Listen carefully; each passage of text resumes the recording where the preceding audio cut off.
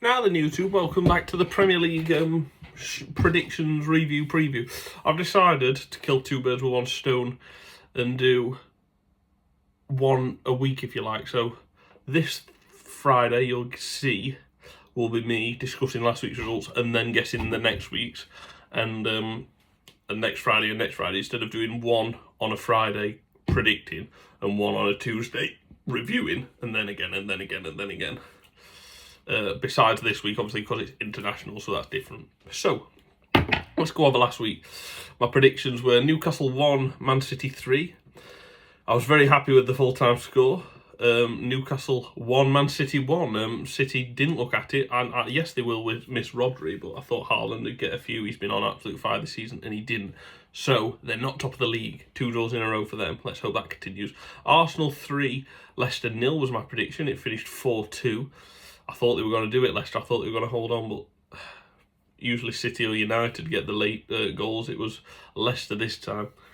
You can't say they didn't deserve it, Arsenal. That Hermanson in goal for Leicester was making ridiculous saves. Justin, 2 great goals from him, but Arsenal should have won, and in the end it did, despite making very hard work of it. So, 1 not right score or result, 1 correct result, wrong score. Brentford 2, West Ham 1 was what I predicted. It finished 1-1. So incorrect on both there. I thought Brentford had a bit more than West Ham. Clearly Brentford didn't have a bit more than West Ham. And Buemo again in my fantasy team for a reason scoring. West Ham getting a scrappy goal. They just look scrappy and bang average West Ham. That Brentford West Ham didn't change my mind at all. Chelsea versus Brighton and Hove Albion. I predicted 3-2. It finished 4-2. I was very close. I got the score right, but I got the result right, but not the actual full-time score.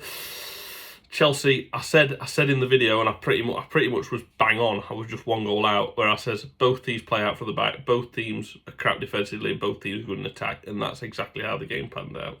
4-2, great game.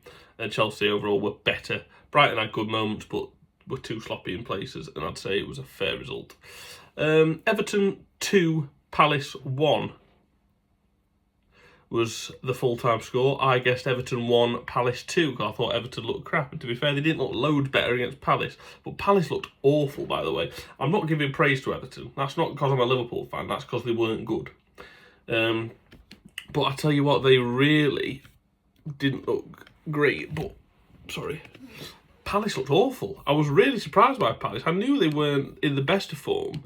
And that gives me confidence going into this weekend. But still, crap. Really poor from Palace. Anyway, that's that. Forest Fulham, I predicted 1-1. So another one where I've not got the result or score right. It was actually 1-0 to Fulham. Forest. It's just a dull game, to be honest. Could have easily been 1-1.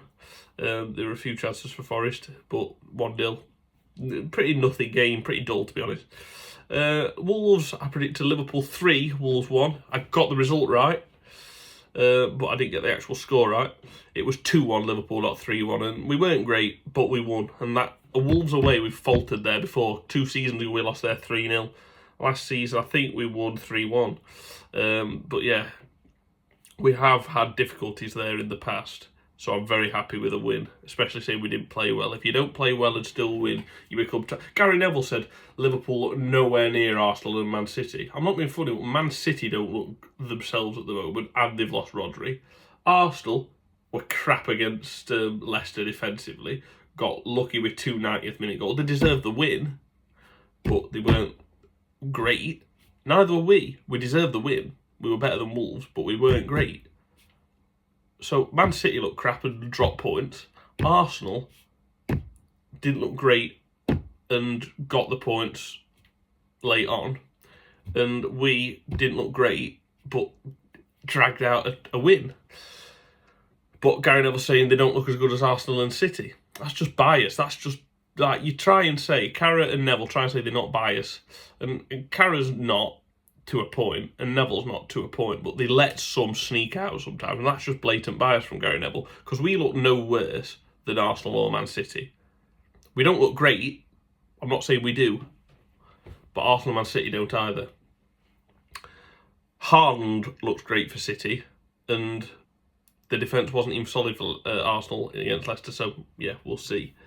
The only get in there result I got completely right in score and result was draw. Ipswich Villa. I predicted 2-2. It was 2-2. I thought Ipswich would get a draw out of that game, and they did. Fair play to them. They gave it the roll, and really good from the striker Liam Delap.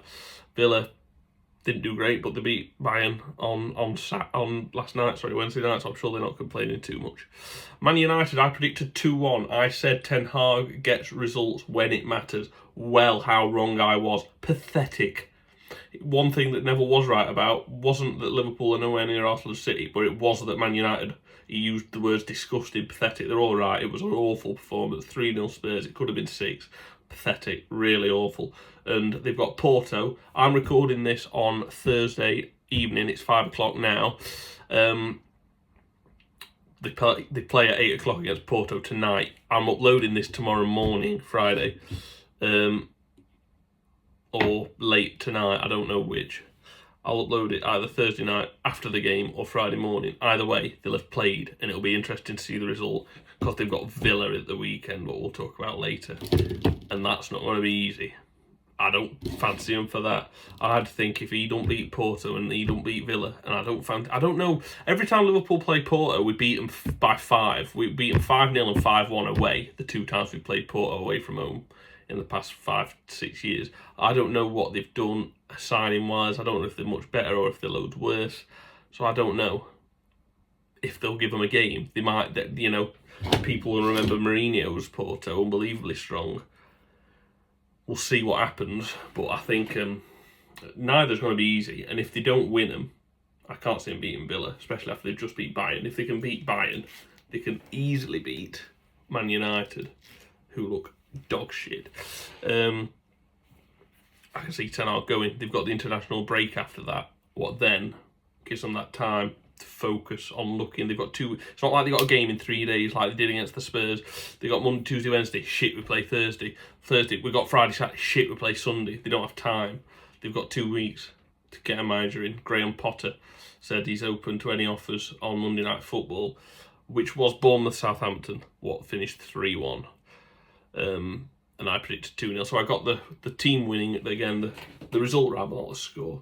But yes, Potter, Southgate's rumoured. Allegri, is he rumoured? I'm not sure. Inzaghi, I think it is rumoured as well. Either way, there's some rumoured with Man United. A lot of it, obviously, because Ten Hag's awful. Liverpool fan here, I want him to stay.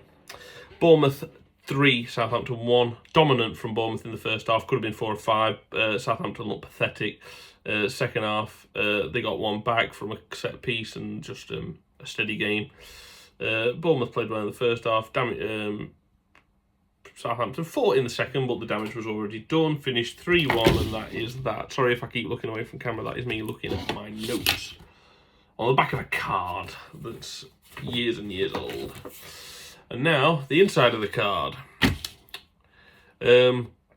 This week, that's last week. I got so completely wrong. I got 1, 2, 3, 4, 5. Right result, wrong score. I got 1, 2, 3, 4, and I got 1 spot on. It's not great. I don't know what that. But tell me what that would work out in Super 6. I don't know, but it's 10, so I'm well behind. Right, we'll start off with the lunchtime kickoff. I'm not confident. It's Liverpool. Get in. It's against Palace. They were awful against Everton, so I wanted to put a Liverpool win, but I hate going to Palace. We beat them 7-0 there 2 or 3 seasons ago. But besides that, we struggle. We always struggle. I've put 1-1. They upped the game against us. We haven't looked good against Wolves. We didn't look great last night against Bologna. Slots we do enough. Will Palace see us unstuck? If I can see that being 2-1 either way, but because I can't pick, I've gone in the middle. 1-1. Won't be easy. Fortunately, like I say, besides Chiesa, who's got a knock, but he should be back for after the international break, so should Harvey Elliott. We've still got a fit squad. Slot's very good at rotating and managing minutes, though. I feel like we'll have a lot less injuries under Slot because of the style of football he plays, slower, etc. The only injuries we're going to get are impact injuries and the ones on fucking international breaks. So 1-1 is my Palace Liverpool prediction. Now the 3 o'clockers, but there's 5 of, and then there's one evening. The 3 o'clockers, Arsenal Southampton. I predicted 3-0 because they played at home against the newly promoted Leicester. I'm predicting 3-0 against the newly promoted Southampton because Southampton look a lot worse than Leicester and a lot worse than Ipswich. They look the worst of the 3 that's come up. That's unquestionable, no doubt. And I can't see them scoring. They could barely score against Bournemouth. I can't see them doing it against Arsenal. I expect 3-0. And I'll be amazed if I'm saying at least I haven't got the result right. Maybe not the score, but at least the result. I'd be amazed if Southampton score. I hope I'm wrong. I'd love to see a 1-0 Southampton shit-ass hit and run grab, snatch and grab sort of game there, because then we go further clear at the top. But that's not... It's such an easy... City, we've got a tough game. City and Arsenal both have ridiculously easy fixtures. Man City's is Fulham at home.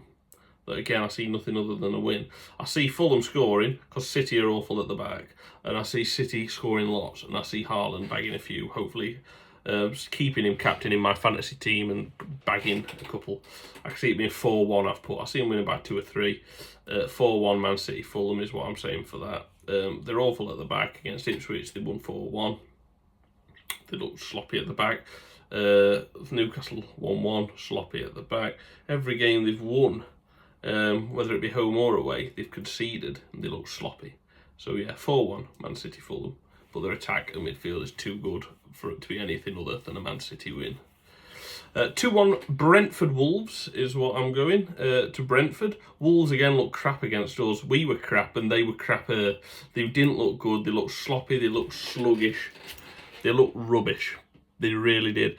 I see them getting a goal maybe, because Brentford look a bit sloppy as well. But Brentford have got Mbeumo and he's in my fantasy team. He's in it for a reason. He's fantastic. I really, really enjoy watching him. He's scored early goals twice, and well, they've scored 3 games in a row in the first minute against City, Spurs and West Ham, and they finished 3-1. Summit 1, I can't remember the City one. I think was it 3-1, 3-1, 1-1, so they haven't won. But they always score early, and it's Mbeumo who often does it, so he's staying in the team. 2-1 Brentford. Right, Leicester Bournemouth. The penultimate 3 o'clocker is 2-2. I'm going. Leicester look sloppy at the back, but in attack they have promise. James Justin scored a couple of nice goals against Arsenal, no less. Got the goal in the 1-1 draw against Spurs at the start of the season. They've got draws, and I think they'll get another today, Leicester. 2-2 is what I'm going. Bournemouth again look good in attack. Semenyo's playing really well at the moment. Evan Nielsen got his first goal against Southampton. I put him in my fantasy team because I thought he'd bag, and he did. So a good choice from me because I dropped Isak and he didn't. So number 1 manager here.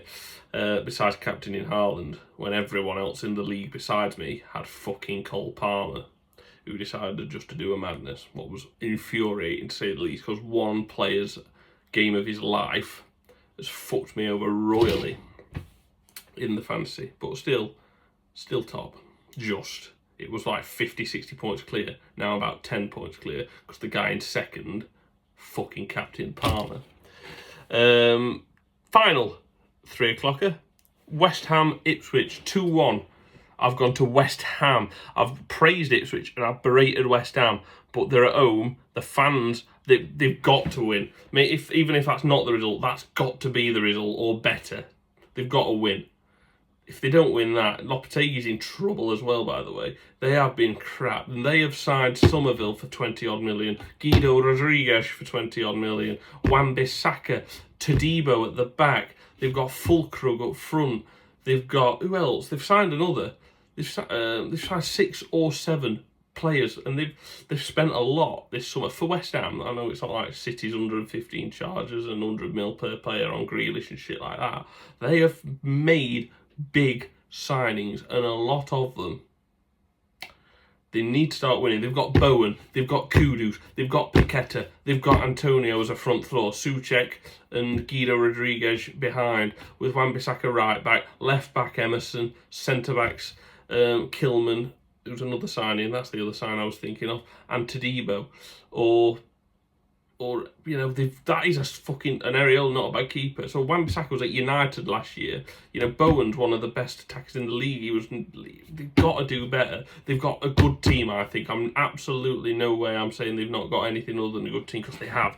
The attacking options of Kudus and Bowen and Somerville and Paqueta and Fulkrug and fucking Antonio. There's so much.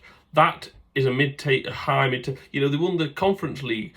They were finishing around 8th position. That's where I see them. I see the big six. So maybe United not in that. I see it City, Liverpool, Arsenal, the top three. I see Spurs, Chelsea, 4th, 5th. I see a fight between Villa and Man United for 6th and 7th. Then 8th, 9th, 10th is where I expect Newcastle and West Ham to be, sort of around there. West Ham look shocking, and they've got to get a result. And I think they will against Ipswich.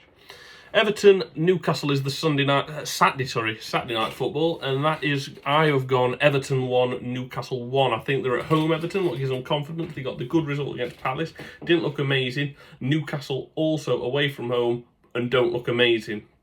Newcastle look better than Everton, but Everton have got a home advantage. I've eaten it and I couldn't quite work out or be sure what to predict, so I'm going in the middle and I'm saying 1-1 draw. I can't see it being 0-0. I think both teams will score because they've got the quality of Calvert-Lewin, Everton and McNeil, who look great against Palace.